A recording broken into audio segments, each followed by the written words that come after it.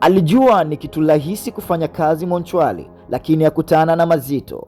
Kama ni mara yako ya kwanza kujiunga na Tam TV Recap, usisahau kutufollow, usisahau kusubscribe.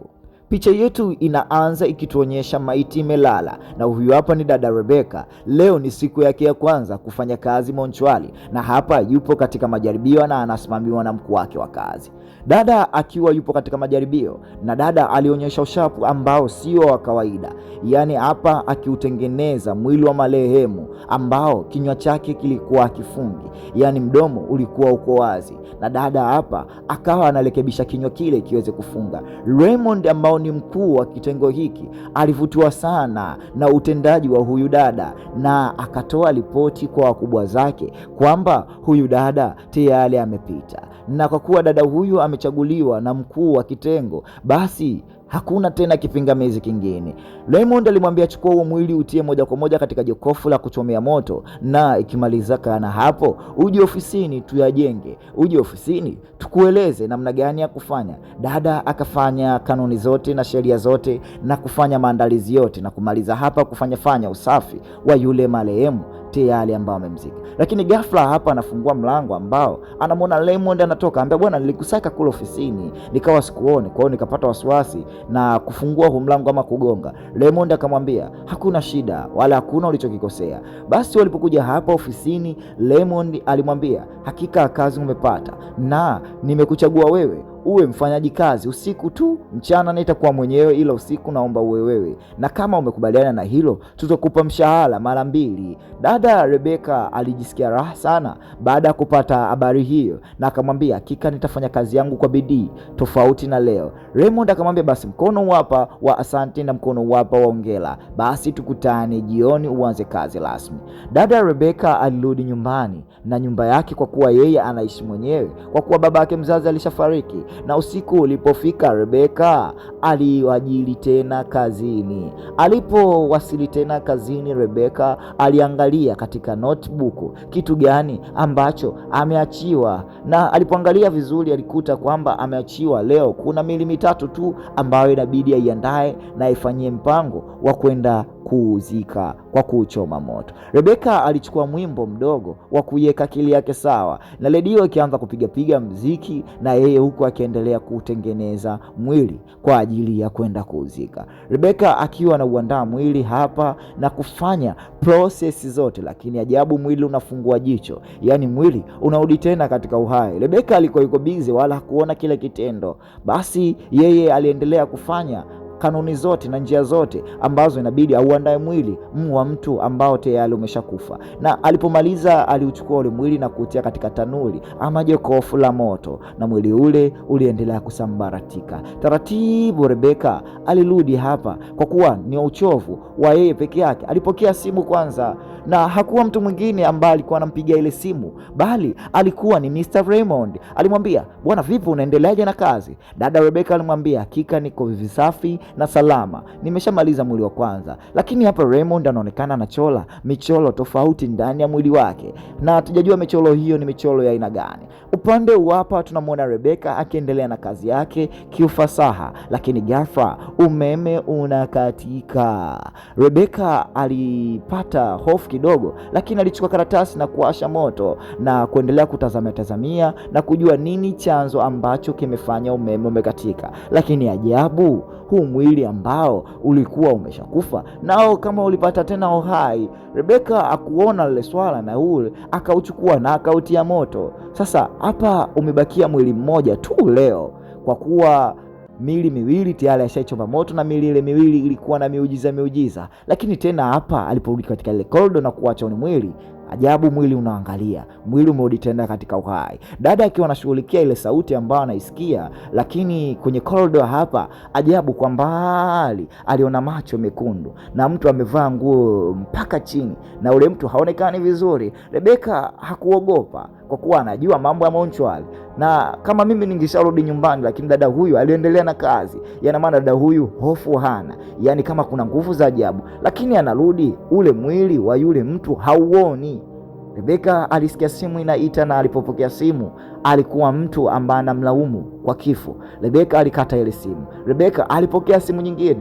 Huyu sasa hivi alikuwa ni marehemu baba yake, na baba yule baada ya maongezi yale alimkumbusha mbali sana, na Rebeka alikumbuka kifo cha marehemu baba yake. Rebeka anajikuta anaingia katika msongo wa mawazo, na hapa ghafla tu anajiona yuko nyumbani kwao. Rebeka alikuwa yuko kazini, lakini ghafla anaona yupo nyumbani kwao, na nyumbani kwao hapa anagongewa odi, yani kuna mtu anaguka mlango. Hakuwa mwingine bali alikuwa ni Kelly, na huyu Kelly yeye tayari naye alishakufa.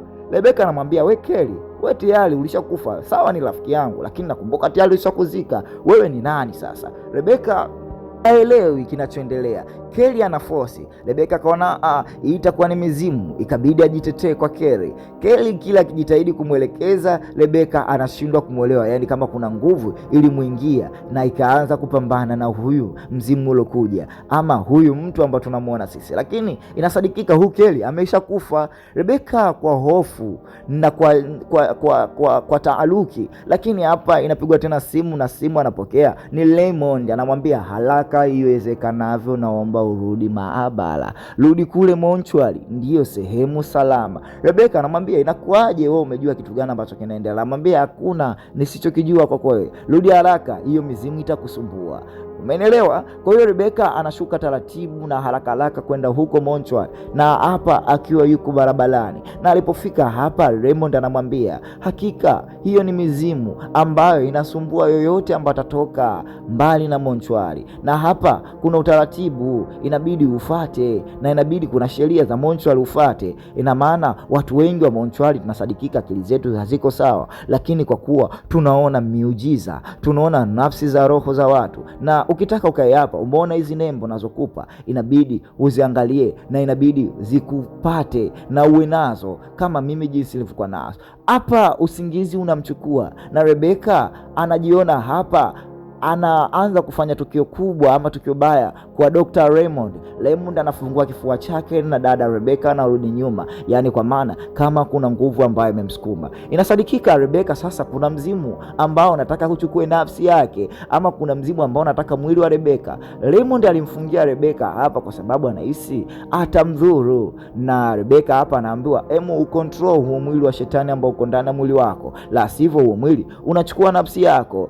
Sasa Rebeka akawa anashota mpora kuangalia namna gani anaweza kulitoa hili shetani ndani ya mwili wake. Rebeka alikuja mpaka chumba kimoja, na hapa kumwona marehemu baba yake. Anamwambia, hakika mwanangu, nimekufa, lakini leo nimekuja kuchukua mwili wako, na wewe uchukue mwili wangu. Na mzee akashika kisu, bwana, nilijua huu mwili unaweza kuyayuka, ama Rebeka anaweza akakimbia. Rebeka akaanza kumwangalia babake, na babake akaanza kumshambulia na kumchoma visu kwenye paja lake. So kama maumivu haya Rebeka sikii, maumivu haya ni kweli na damu zinamtoka. Rebeka alikuja chap kwa haraka, na ule mwili ule dada ambao ulitoweka ulirudi tena. Rebeka akapotezea kwanza, na akaanza kushughulikia mguu wake, lakini je, umeona kinachotokea? Ule mwili ukaamka tena. Yani na maana hapa huyu shetani ambaye anataka mwili wa Rebeka kwa sasa hivi ndiye ambaye anausumbua. Rebeka alipoona ule mwili unaanza kufanya mandingo, akasema hapana, akaja akapambana nao, akaufunga na ule mwili akauzuia. Lakini inaonekana shetani huyu sasa hivi yuko ndani ya mwili wa huyu dada, na shetani huyu anapiga kelele, yani ndo kwanza anaimba. Dada akamwambia imbe ya huko, akamtia moto moja kwa moja,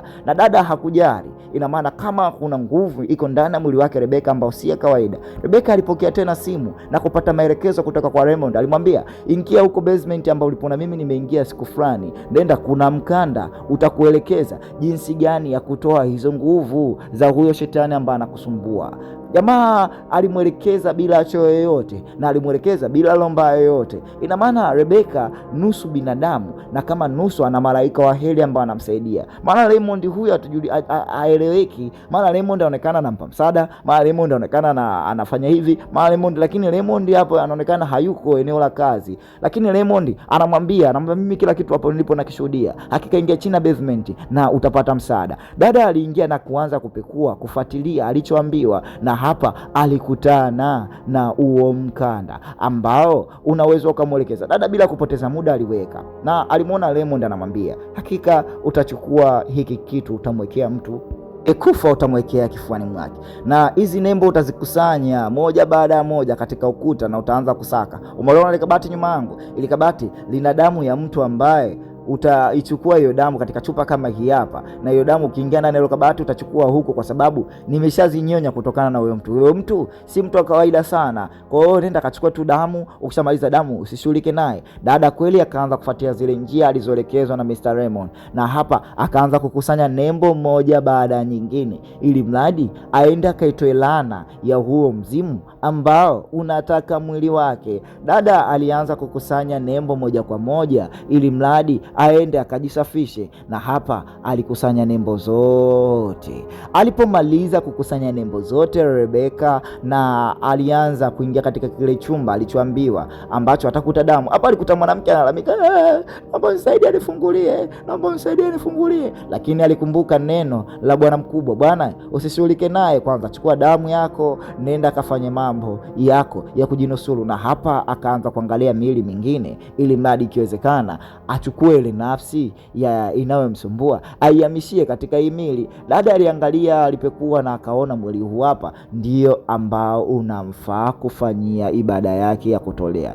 Na kweli punde tu alipoanza zile ibada, ule marehemu naye alifufuka kutoka katika kifo. Yaani na maana kuna nafsi ya kishetani ambayo inayoingia hawa marehemu na kurudi tena katika uhai. Dada alifanya ibada zile zile na nembo ikajichora katika paji la uso la huyu marehemu ambao anaonekana ameshakufa. Na dada alifanya hatua zote bila kuogopa na kuchukua ule mwili moja kwa moja na kuandaa vizuri direct na kwenda kuutia ndani ya moto. Kwa hapa Rebeka anahisi yule shetani tayari ameshachomeka, yule shetani atamwacha na yule shetani atamuachilia na kutomfuatilia tena. Lakini akiwa hapa anashota mpola, jambo la kushangaza, alitamani kwenda kwa yule dada ambaye alitamani, lakini hapa anakutana na mwili ndani ya chini ya basement, na hapa Raymond anakuja anamsukumiza na alidondoka na kupoteza fahamu. Lakini anakumbuka kifo cha baba yake, aliona mzimu kama huu. Ina maana dada huyo Rebeka,